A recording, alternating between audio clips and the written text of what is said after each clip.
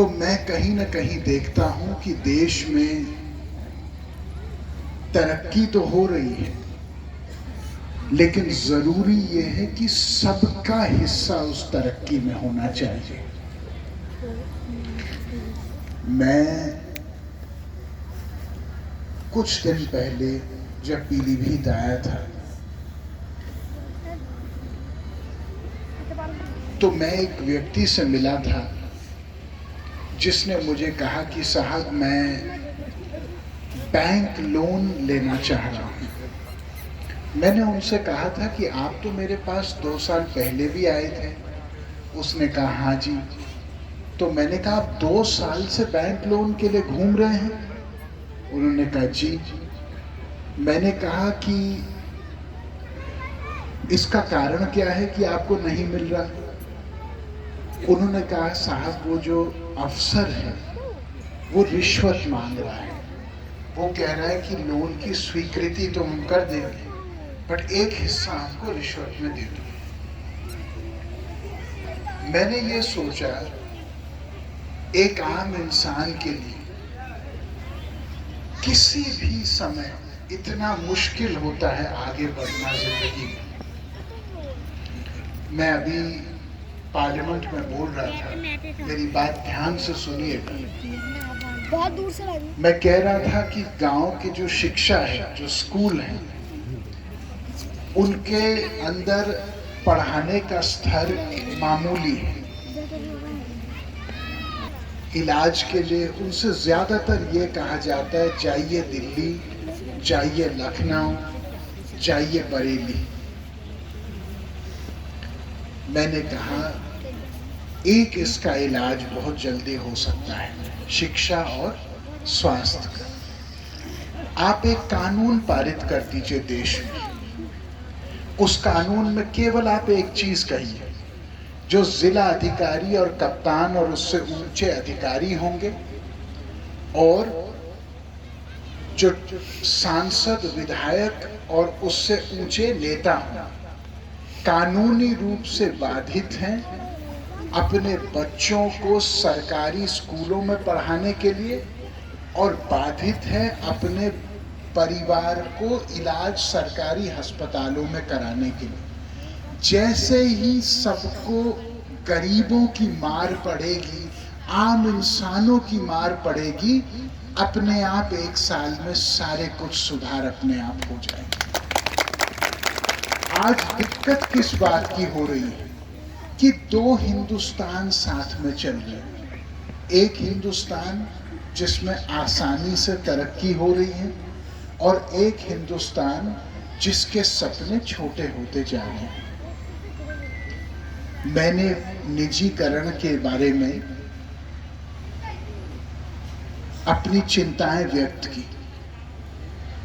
मैं जानता हूं कि निजीकरण से उन कंपनियों की क्वालिटी, परफॉर्मेंस बढ़ती है, लेकिन मेरी चिंता दूसरी है।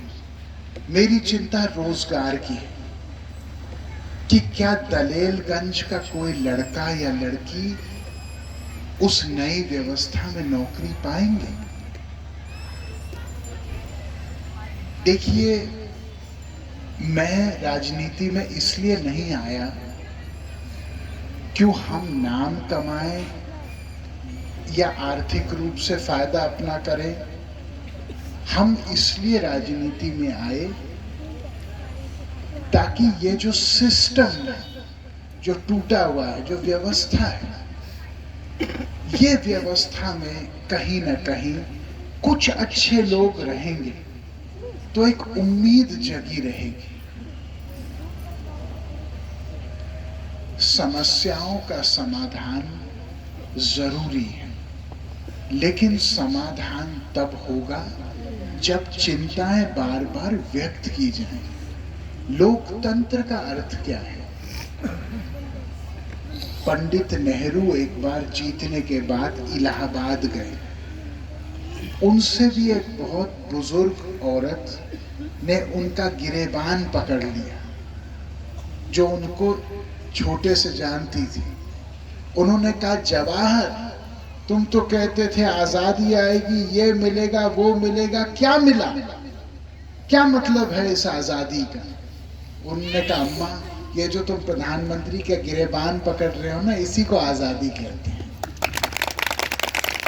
आज हमारे देश में संकट क्या आ गया? आपके बुजुर्ग और हमारे बुजुर्ग एक बात कहते थे कि एक ऐसा हिंदुस्तान बनेगा आजादी के बाद जिसमें किसी हिंदुस्तानी को दूसरे के सामने झुकना नहीं पड़ेगा। लेकिन आज अफसोस की बात यह है कि जब आप सरकारी विभाग में जाते हैं या पुलिस थाने में जाते हैं तो आपको अपने दिल पर पत्थर रख के अपनी बात रखनी पड़ती है। क्या मैं सही कह रहा हूं कि मैं गलत कह रहा हूं? सही कह रहा है। आपके अंदर ये भाव जगता है कि हमारी सुनवाई तभी होगी जब हम बिल्कुल झुक के अपनी बात रखेंगे। मैं पूछना चाहता हूं, इस नई व्यवस्था में ये नए राजा और नए अंग्रेज कहां से आ गए? मैं एक हिंदुस्तान देखना चाहता हूं जहां आम इंसान बिना डर की अपनी बात रखे। इतने सारे लोग वरुण गांधी का कभी न कभी विरोध करते हैं।